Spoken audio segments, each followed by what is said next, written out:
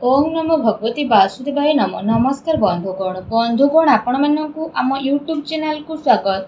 एबेठु आपण होई जांतु रेडी, कारण भगवान श्री गणेश और माँ लक्ष्मी को आशीर्वाद जदि आम आपण मानकु कहिबु विशेष भावरे आपण मानकु मिलिबाकु जाउची बहुत बड़ आगामी 7 दिन रे खुशी खबर।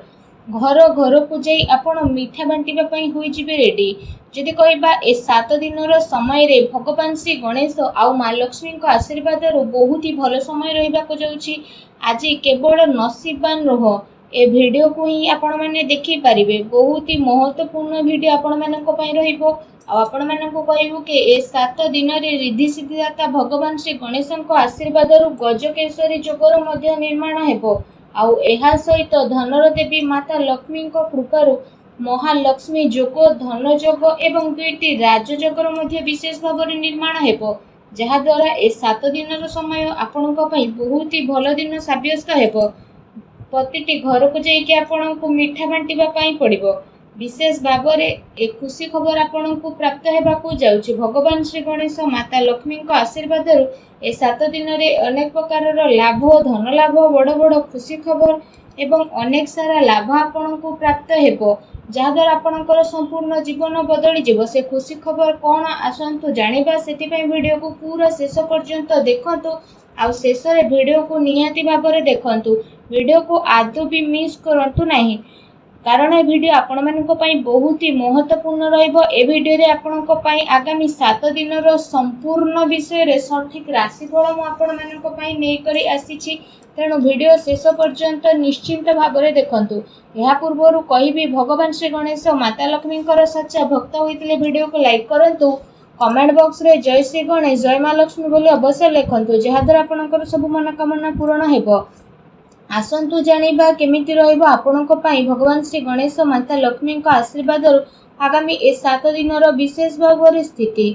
जदि विशेष भाव में आम आपको कहबू आपणक पई भगवान श्री गणेश माता लक्ष्मी आशीर्वाद ए दिन बहुत ही भल दिन रहिबाकु जाउछि, जहाद्वारा आपणकर सबु दुख कष्ट दूर होई जिवो। परिवार रे धन दौलत सुख समृद्धि मध्य बढ़िबो एवं जीवन साथी प्रेम संबंध आहुरी अधिक मजबूत हेबो। आपण समस्तक पई ए समय बहुत ही शुभ समय चालू अछि। आपण समस्तक पई जदि कहबा नुआ चाकरी मिलिबार विशेष रूप रे जोग मिलुछि। अचानक धन रे वृद्धि हेबो। आर्थिक पक्ष मध्य काफी मजबूत हेबार ए दिन रे विशेष भाव रे आपणक पई नजर आसुछि। जहा चाहिबे से सबु आपणक विशेष भाव रे ए सबु दिन रे प्राप्त मध्य हेबो। मानसिक भाव रे आपण खुशी मध्य अनुभव करिवे। प्रतिटी स्थिति आपणको मिलिबो। अटकी थिबा कार्य मध्य आपणकर पूरा हेबार जोग बनुछि। आपणको योग्यता एवं प्रतिभा करी लोकंक सामना को आसीबो। ता सहित आज आपणको विशेष रूप रे विजय प्राप्त हेबो। आपण आपणको दिन चर्या रे नेकी आगो को बढ़िबे, जहा द्वारा आपणकर व्यक्तित्व रे आश्चर्यजनक निखार मध्य देखिबाकू मिलिबो। संतानक शिक्षा आउ क्यारियर संबंधित कौनसी बड़ निर्णय मध्य आपण नहीं पारंती। विद्यार्थी को पाठपढ़ा आउ क्यारियर संबंधित समस्यार समाधान होई जिवो, जहा द्वारा सबुथिरु आपणको खुशी खुशी मिलिबो। आपण आपणकर कौशल क्षमतार भरपूर व्यवहार करंतु। बड़ वृद्ध लोकंकर आशीर्वाद आउ कृपा मध्य आपणको ऊपर बनी रहिबो। स्वास्थ्य रे सुधार आसीबा कारणरु आपण निज भितरे गोटे नुआ ऊर्जा को मध्य अनुभव करिवे। आ पूरा आत्मविश्वास सहित निजर कार्य प्रति ध्यान देबा आरंभ करिवे। कौनसी संपर्कियों को संबंधित कौनसी शुभ समाचार मिलबार मन प्रफुल्ल रहिबो। ता सहित जदि कहिबा आपण व्यवहार कौशल नजर आसीबे। आपण बुद्धिमत्ता और होशियारी रे सब कार्य को मध्य करि नेबे, जहा द्वारा आपण को काफी खुशी रे मध्य अनुभव होई जिवो। आसंतु जानिबा आपणक पई कोन नेगेटिव रहिबो। जदि कहिबा सामाजिक मान सम्मान प्राप्त हेबार संभावना मध्य रहिछि। सेथिपई कौनसी भी कार्य को स्थिरता और गंभीरता पूर्वक नियंतु, जहा द्वारा आपणक सफलता और सम्मान मध्य प्राप्त हेबो। एहा सहित अति संपर्कियों सह संबंध खराब हेबार स्थिति रहिछि। धन संचित करिवार प्रयास आपणकर विफल हेबो, तेणु सावधान रुहंतु। ता सहित आर्थिक मामला रे सावधान बनिबार अति आवश्यकता रहिछि।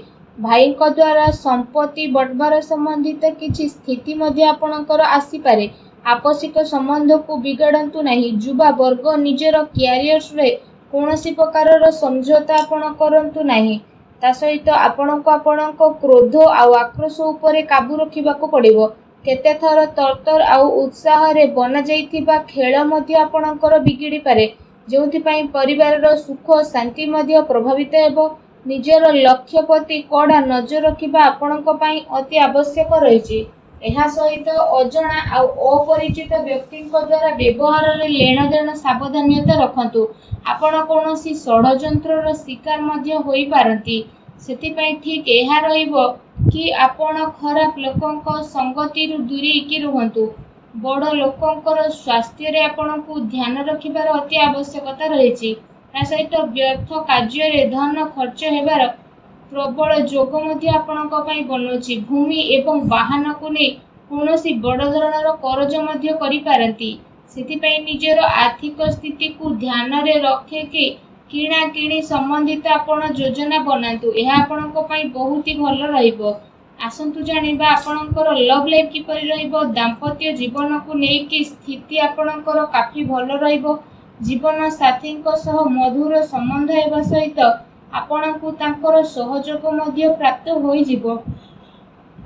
ଘର ପରିବାରର ସୁଖ ସୁବିଧା ପ୍ରତି ଆପଣଙ୍କର ପ୍ରାଥମିକତା ମଧ୍ୟ ରହିବ। ପତି ପତ୍ନୀଙ୍କ ଭିତରେ ସମ୍ବନ୍ଧ ମଧ୍ୟ ମଧୁର ରହିବ। କିନ୍ତୁ ସନ୍ତାନଙ୍କର କିଛି ଜିଦ୍ଦିପଣ ବା ନକାରାତ୍ମକ ରବିୟା ଆପଣଙ୍କ ଚିନ୍ତାର କାରଣ ମଧ୍ୟ ବନିପାରେ।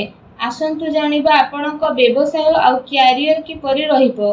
ବ୍ୟାପାରର ବିସ୍ତାରତା ସମ୍ବନ୍ଧିତ ନୂଆ ସମ୍ଭାବନା ଉପରେ ଆପଣଙ୍କର ବିଚାର ହେବ। ନିଜର ପୂରା ଜୋସ୍ ମାର୍କେଟିଂ ତଥା ନିଜର ପ୍ରଡକ୍ଟର ପ୍ରମୋସନରେ ଲଗେଇବେ। ଚାକିରି କରୁଥିବା ବ୍ୟକ୍ତିମାନେ ଆପଣଙ୍କ କାର୍ଯ୍ୟରେ ସନ୍ତୁଷ୍ଟ ରହିବେ ଆଉ ସହକର୍ମୀଙ୍କର ଆପଣଙ୍କୁ ପୂରା ସହଯୋଗ ପ୍ରାପ୍ତ ହେବ। କାର୍ଯ୍ୟ ବିସ୍ତାରର ଯୋଜନା ମଧ୍ୟ ଆପଣଙ୍କର ବଦଳିବ। ତା ସହିତ ସେ ଯୋଜନାରେ ଆପଣ ପୁଣି ଥରେ ଆଗକୁ ବଢ଼ିବେ। ଏହା ସହ ଚାକିରିରେ ହାଲକା ଫୁଲକା ପ୍ରୋବ୍ଲେମ ମଧ୍ୟ ଆସିପାରେ, କିନ୍ତୁ ଆପଣ ନିଜର ବୁଦ୍ଧିମତ୍ତା ଆଉ ବ୍ୟବସାୟ ଦ୍ୱାରା ସବୁ କାର୍ଯ୍ୟରେ ଆଗକୁ ବିଶେଷ ଭାବରେ ଶାନ୍ତିପୂର୍ଣ୍ଣ ରୂପରେ ବଢ଼ି ମଧ୍ୟ ଯିବେ। କୌଣସି ବଡ଼ ଅଧିକାରୀ ବା ରାଜନୈତିକ ବ୍ୟକ୍ତିଙ୍କ ସହିତ ଆପଣଙ୍କର ସାକ୍ଷାତ ଦ୍ୱାରା ଆପଣଙ୍କ କାର୍ଯ୍ୟ ବହୁତ ଆସାନୀରେ ବନିବ, କିନ୍ତୁ କେତେ ସାରା ମାମଲାରେ ଆପଣଙ୍କର ସ୍ୱାଭିମାନ ଆପଣଙ୍କ ଉନ୍ନତିରେ ବାଧା ମଧ୍ୟ ବନିପାରେ। ସେଥିପାଇଁ ନିଜର ବ୍ୟବହାରକୁ ସାବଧାନ ରୂପକ ରଖନ୍ତୁ। ଏହା ଧ୍ୟାନ ରଖିବା ଆପଣଙ୍କ ପାଇଁ ଅତି ଆବଶ୍ୟକ ରହିଛି। ଆପଣଙ୍କର କୌଣସି ମହତ୍ତ୍ୱପୂର୍ଣ୍ଣ ବ୍ୟବସାୟିକ ଗତିବିଧି ମଧ୍ୟ ଲିକ୍ ହୋଇପାରେ। କର୍ମଚାରୀଙ୍କର ଗତିବିଧିରେ ଆପଣ ନଜର ରଖନ୍ତୁ ଏବଂ ଶୀଘ୍ର ହିଁ ସ୍ଥିତି ଆପଣଙ୍କର କାବୁରେ ଆସିଯିବ। ସେଥିପାଇଁ ଆପଣ ପୂରା ଜୋସ୍ରେ ସହିତ ନିଜର କାର୍ଯ୍ୟ ପ୍ରତି ଏକାଗ୍ର ଚିତ୍ତ ରୁହନ୍ତୁ। ଆସନ୍ତୁ ଜାଣିବା ଆପଣଙ୍କର ସ୍ୱାସ୍ଥ୍ୟ କିପରି ରହିବ। ଯଦି କହିବା ଅତ୍ୟଧିକ ପରିଶ୍ରମ କାରଣରୁ ଥକାପଣ ଏବଂ କଷ୍ଟ ଭଳି କିଛି ସମସ୍ୟା ଆପଣଙ୍କର ଉତ୍ପନ୍ନ ହୋଇପାରେ। ଏହା ସହିତ ଅଧିକ ତେଲଯୁକ୍ତ ଖାଦ୍ୟ ଖାଇବା ଠାରୁ ଦୂରେଇ ରୁହନ୍ତୁ, ଅନ୍ୟଥା ପେଟ ସମ୍ବନ୍ଧିତ ସମସ୍ୟା ଉତ୍ପନ୍ନ ହୋଇପାରେ। ସେଥିପାଇଁ ସୁପାଚ୍ୟ ଭୋଜନ ଗ୍ରହଣ କରନ୍ତୁ। ଏହା ସହିତ ନିଜ ସ୍ୱାସ୍ଥ୍ୟକୁ ଆହୁରି ଅଧିକ ଭଲ ରଖିବା ପାଇଁ ଆପଣ ପ୍ରତ୍ୟେକ ଦିନ ଯୋଗ କରନ୍ତୁ, ବ୍ୟାୟାମ କରନ୍ତୁ ଏବଂ ସୁସ୍ଥ ରୁହନ୍ତୁ। ଆସନ୍ତୁ ଆପଣଙ୍କ ପାଇଁ କ'ଣ ବିଶେଷ ଉପାୟ ରହିଛି ଏ ଦିନରେ ବିଶେଷ ଭାବରେ ଜାଣିବା। ଏ ଦିନରେ ଆପଣ ସ୍ନାନ ଆଦି ବିଶେଷ ଭାବରେ କରିସାରିବା ପରେ ଗୋଟେ ମୁଠା ଅଖଣ୍ଡ ଚାଉଳ ନିଅନ୍ତୁ। ବିଶେଷ ଭାବରେ ଯେଉଁ ଚାଉଳ ଆପଣ ନେଇଛନ୍ତି ତ ସେ ଚାଉଳ ଯେମିତି ଭାଙ୍ଗି ନଥିବ, ସେ ଚାଉଳ ଅଖଣ୍ଡିତ ଚାଉଳକୁ ଆପଣ ନିଅନ୍ତୁ ଏବଂ ସେ ଚାଉଳକୁ ନେଇକି ଆପଣ କ'ଣ କରିବେ ନା ବିଶେଷ ଭାବରେ ସ୍ନାନ କରିସାରିବା ପରେ ଗୋଟେ ମୁଠା ଚାଉଳକୁ ତ ନେବେ, ତାପରେ ଆପଣ ସେ ଗୋଟେ ମୁଠା ଚାଉଳକୁ ମା ଲକ୍ଷ୍ମୀଙ୍କୁ ସ୍ମରଣ କରିକି ପ୍ରବାହିତ ଜଳରେ ଭସେଇ ଦିଅନ୍ତୁ ଏବଂ ଏହା ସହିତ ନିଜର ମନୋକାମନା ମଧ୍ୟ ମାଗନ୍ତୁ। ଏପରି କରିବା ଦ୍ୱାରା ମା ଲକ୍ଷ୍ମୀ ବହୁତ ଶୀଘ୍ର ପ୍ରସନ୍ନ ହେବେ ଏବଂ ଆପଣଙ୍କର ସମସ୍ତ କଷ୍ଟକୁ ମଧ୍ୟ ଦୂର କରିବେ। ଯାହା ବି ଆପଣଙ୍କ ଜୀବନରେ ଧନ ସମ୍ବନ୍ଧିତ ପ୍ରୋବ୍ଲେମ ଥିଲା, ସବୁ ପ୍ରୋବ୍ଲେମର ଅନ୍ତ ହେବ ଏବଂ ଏପରି କରିବା ଦ୍ୱାରା ଆପଣଙ୍କୁ ଶୀଘ୍ର ହିଁ ବିଶେଷ ଭାବରେ ଲାଭ ପ୍ରାପ୍ତି ହେବ। ମା ଲକ୍ଷ୍ମୀଙ୍କ ଆଶୀର୍ବାଦ ଆପଣଙ୍କୁ ପ୍ରାପ୍ତ ହେଉ। ସଚ୍ଚା ଦିଲରେ ଜୟ ମା ଲକ୍ଷ୍ମୀ ଅବଶ୍ୟ ଲେଖନ୍ତୁ ଏବଂ ଭିଡ଼ିଓକୁ ଲାଇକ୍ କରିବା ପାଇଁ ଆପଣମାନେ ଆଦୌ ବି ଭୁଲନ୍ତୁ ନାହିଁ। ଧନ୍ୟବାଦ।